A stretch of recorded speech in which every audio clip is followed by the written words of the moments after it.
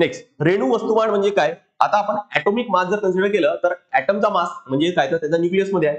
आता तेच जर आपण रेणू वस्तुमान जर काढायचे तर त्या एका रेणूमध्ये, रेणू म्हणजेच काय की एक पेक्षा जास्त, दोन किंवा दोन पेक्षा जर जास्त ऍटम एकत्र आले असतील त्याला आपण काय म्हणू? त्याला आपण म्हणणार आहोत काय तर रेणू वस्तुमान, कारण तो मॉलिक्यूल तयार झाला, रेणू तयार झाला. म्हणजे असंख्य ऍटम ज्यावेळेस एकत्र राहतात त्याला आपण रेणू मॉलिक्यूल म्हणतो. मग त्याचं वस्तुमान काढायचंय. जसं फॉर एक्झाम्पल कन्सिडर करतोय मी की H2O. H2O म्हणजे काय तर याच्यामध्ये दोन हायड्रोजन आणि एक ऑक्सिजन आहे, असे तिन्ही जो सोबत राहतील त्यामुळे काय झाला, हा पाण्याचा किंवा H2O चा एक मॉलिक्यूल, एक रेणू झाला. मग याचा जर काढायचंय तर हे तीन ऍटम आहेत आपल्याकडे, या तिघांचा पण आपण काय काढून घेऊ तर ऍटॉमिक मास काढून घेऊ, वस्तुमान काढून घेऊ, है ना. आणि त्या सगळ्यांचं ऍडिशन केलं तर रेणू वस्तुमान मिळेल. हायड्रोजनचा किती आहे लक्षात ठेवा की तो एक आहे, म्हणून हायड्रोजनचा किती आहे तो एक आहे, कारण प्रोटॉन आणि न्यूट्रॉन मिळून एकच असतो, तो म्हणजे फक्त प्रोटॉन असतो, न्यूट्रॉन राहत नाही. तसंच या पण हायड्रोजनचा एक, आणि ऑक्सिजनचा किती आहे तर तो आहे किती तर तो 16 आहे. आणि या सगळ्यांचे म्हणजे ऑक्सिजन मध्ये प्रोटॉन आणि न्यूट्रॉन मिळून किती तर ते टोटल 16 आहे, आणि म्हणून तो किती झाले तर 16 झाले. त्यामुळे H2O चा मॉलिक्युलर वेट है ना, मॉलिक्युलर मास किंवा मॉलिक्युलर वेट किंवा रेणू वस्तुमान हा किती आहे तर हा आहे 18. युनिट काय लक्षात ठेवायची तुम्हाला, स्मॉल यू किंवा ज्याला डाल्टन सुद्धा म्हटल्या जातं. बघा डेफिनेशन ते दिले, एखाद्या पदार्थाचे रेणू वस्तुमान म्हणजे काय तर त्याच्या रेणूमधील सर्व अणूंच्या अणुवस्तुमानांची काय तर बेरीज आहे, है ना, याला म्हणायचं काय तर रेणू वस्तुमान. नेक्स्ट, अणुवस्तुमानाप्रमाणेच रेणू वस्तुमान सुद्धा कशामध्ये काढलं जातं तर कोणत्या एककामध्ये व्यक्त करतात तर तो आहे काय तर डाल्टन, म्हणजे काय तर स्मॉल यू आहे. नेक्स्ट बघा आता, नेक्स्ट आता इम्पॉर्टंट जो कॉन्सेप्ट आहे तो म्हणजे काय तर मोल. तुम्हाला आता सांगितलं आपल्याला मेन शिकायचं काय तर मोलच शिकायचं आहे ना. जसं H2O चा आत्ताच आपण काढला की तो किती आहे तर 18 यू आहे. 18 यू काय तर एवढा मॉलिक्युलर मास आहे. पण जर मी 18 ग्रॅम किती कन्सिडर करतोय मी, 18 ग्रॅम एवढं पाणी एका भांड्यामध्ये घेतोय, एका भांड्यामध्ये काय घेतलं मी मोजून 18 ग्रॅम पाणी घेतलं, तर हा एवढा जो पाणी असेल तो काय म्हणू आपण की पाण्याचा हा एक मोल झाला, म्हणून पाण्याचा काय झाला तर एक मोल झाला. जर 36 ग्रॅम असेल तर पाण्याचे 2 मोल आहेत, है ना. जर 54 ग्रॅम असेल तर पाण्याचे 3 मोल आहेत, कारण 18 त्रिक 54 या पद्धतीने काय तर याला मोल म्हटलं जातं. ठीक आहे, म्हणजेच काय करायचंय, मॉलिक्युलर मास काढायचंय आणि तेवढाच ग्रॅम मधला जर तो पदार्थ असेल तर त्याला आपण त्या पदार्थाचा एक मोल एवढं म्हणायचं आहे, है ना. अजून एखादी एक्झाम्पल घेऊ, जसं बघा CO2 है ना.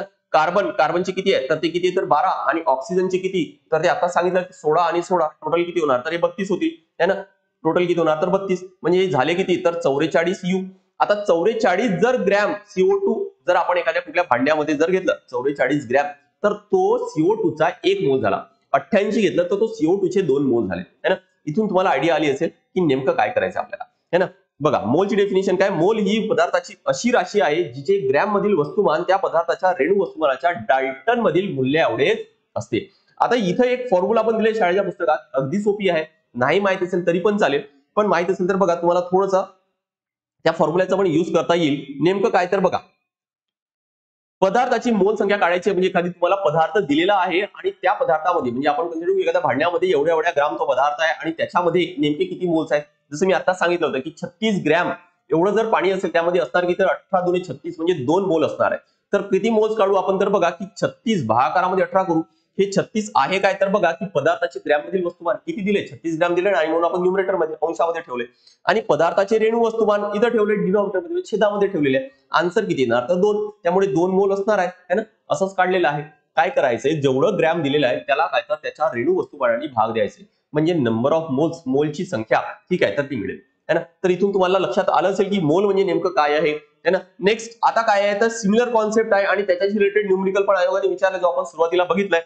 बघा काय आहे की ॲव्होगाड्रो नंबर म्हणजे काय की कोणताही पदार्थ असेल, जसं पाण्याचं जर 18 ग्रॅम म्हणजे 1 मोल होता तर CO2 चा 44 ग्रॅम म्हणजे 1 मोल होता, है ना. कोणत्याही पदार्थाचा 1 मोल जर आपण घेतला तर त्याच्यामध्ये नंबर ऑफ मॉलिक्युल्स फिक्स असतात, ते म्हणजे किती तर हे एवढे 6.022 × 10⁻23 एवढे मॉलिक्युल्स फिक्स असतात. म्हणजे पाण्याचे 18 ग्रॅम पाणी घ्या त्याच्यामध्ये एवढेच मॉलिक्युल्स आहेत पाण्याचे H2O चे. CO2 44 ग्रॅम घेतलं तर त्याच्यामध्ये एवढेच मॉलिक्युल्स आहेत, है ना. म्हणजे CO2 44 ग्रॅम घ्या म्हणजे 1 मोल जर घेतलं त्याच्यामध्ये सुद्धा काय तर एवढेच मॉलिक्युल्स आहेत. तर काय म्हणू आपण की प्रत्येक पदार्थ जर असेल तर त्याच्यामध्ये काय तर नंबर ऑफ मॉलिक्युल्स हे फिक्स असतात, आणि ही जी संख्या आहे ना 6.022 × 10⁻23 याला म्हणतात काय तर याला म्हणतात ॲव्होगाड्रो नंबर किंवा याला म्हणतात ॲव्होगाड्रो अंक. बघा कोणत्याही पदार्थाचा 1 मोल राशीमधील रेणूंची संख्या ही निश्चित असते, या संख्येलाच ॲव्होगाड्रो नंबर असे म्हणतात. डिनोट करतात कॅपिटल N आणि त्याला बाजूला लिहायचे काय तर कॅपिटल A लिहायचे. या संज्ञेने दर्शवितात. पुढील वैज्ञानिक प्रयोगातून दाखवून दिले की ॲव्होगाड्रो अंकाचे मूल्य हे किती आहे? 6.022 × 10⁻23 संख्या पाठ करायची आहे, इम्पॉर्टंट आहे. ठीक आहे, इथून लक्षात आलं असेल तुम्हाला की नंबर ऑफ मोल्स काय आहे आणि कोणताही एखादी पदार्थ दिला असेल तर त्याच्यामध्ये आपल्याला सहज मॉलिक्यूलची संख्या किंवा नंबर ऑफ मोलची संख्या काय तर आपल्याला काढता येते. तर जगा यामध्ये सगळ्यात जास्त रेणू असतील. The maximum number of molecules are present in. आता नंबर ऑफ मॉलिक्युल्स कोणामध्ये जास्त असतात? एक मोल कोणत्याही पदार्थाचा घेतला तर नंबर ऑफ मॉलिक्युल्स सारखे आहेत. म्हणजे आपण जर असं म्हणता येईल की नंबर ऑफ मोल जास्त म्हणजे नंबर ऑफ मॉलिक्युल सुद्धा काय तर जास्त. तर आपल्याला काय काढता येईल? इथं दिलेलं आहे की कोणता पदार्थ किती ग्रॅम आहे, बस त्याला आपण काय करू तर ते मोल्स मध्ये किती आहेत तेवढं आपल्याला फक्त काढतो आणि आपल्याला फक्त कम्पेअर करायचे. एक्झॅक्ट नंबर ऑफ मोल्स किंवा नंबर ऑफ मॉलिक्युल्स नाही काढायचे, आपल्याला काय तर फक्त कम्पेअर करायचे की कोणामध्ये जास्त आहे आणि तो फक्त आन्सर मार्क करायचे. बघा प्रश्न कसा सॉल्व्ह करता येईल. 250 ग्रॅम आयोडीन स्फटिक. आयोडीन स्फटिकचा फॉर्म्युला काय तर I2 म्हणजे I2 मध्ये किती आहे तर बघा एका आयोडीनचे किती तर 127, दोन आयोडीनचे किती होणार तर दोन गुणाकारामध्ये 127 ते किती होणार तर 254. इथं किती आहे तर 250 ग्रॅम म्हणजे आपण असं म्हणता येईल की 254 ग्रॅम म्हणजे 1 मोल आहे. इथं आहे फक्त 250. रफली हा रफली किती म्हणता येईल तर 0.9, 1 पेक्षा काय तर थोडंसं कमी आहे ना, त्यामुळे 0.9 मोल आहे. 0.9 मोल आहे रफली. कारण मी तुम्हाला आता सांगितलं की आपल्याला फक्त कम्पेअर करायचं, एक्झॅक्ट आन्सर नाही काढायचे म्हणून. नेक्स्ट काय तर 22 ग्रॅम ऑफ कार्बन डायऑक्साईड. आता थोड्या आधी सांगितलं मी तुम्हाला की कार्बन डायऑक्साईड म्हणजे CO2. आता काढलं होतं आपण किंवा परत एकदा काढून घेऊ. बघा कार्बनची किती आहे तर 12 आहे आणि ऑक्सिजनचे आहे किती तर 16. दोन ऑक्सिजन असल्यामुळे 16 32 होणार, त्यामुळे टोटल झाले किती तर 44 ग्रॅम म्हणजेच काय तर 1 मोल. इथं 22 ग्रॅम म्हणजे हा काय तर अर्धाच मोल आहे असं म्हणू आपण है ना. CO2 चा किती आहे तर 0.5 मोल आहे. बघा किती आहे तर 0.5 मोल. याचा अर्थ बघा या दोघांपैकी जर आपल्याला एलिमेंट जर करायचं म्हटलं तर कोण एलिमेंट होईल की याच्यामध्ये 0.9 म्हणजे जास्त आहे ना, याच्यामध्ये काय तर कमी आहे, याला आपण एलिमिनेट करून घेऊ.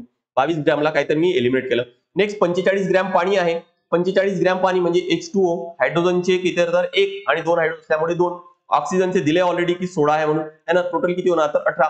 इथं आहे किती तर 45 ग्रॅम पाणी आहे ना, 45 ग्रॅम पाणी आहे. याचा अर्थ काय की 45 जर मी 18 भाग दिलं तर ते किती मिळणार रफली H2O किती मिळणार तर 2 पॉईंट समथिंग मिळणार आहे. याचा अर्थ हा पण कॅन्सल करता येईल कारण पाण्यामध्ये नंबर ऑफ मोल्स काय तर जास्त आहे म्हणून है ना. नेक्स्ट आता राहिले काय तर 10 ग्रॅम ऑफ हायड्रोजन. हायड्रोजन वायू म्हणजे काय तर H2.